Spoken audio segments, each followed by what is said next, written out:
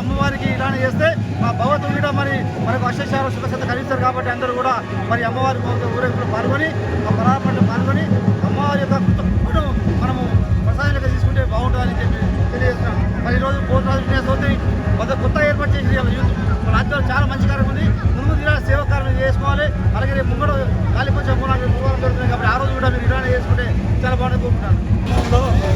ఏదైతే పలారా youth association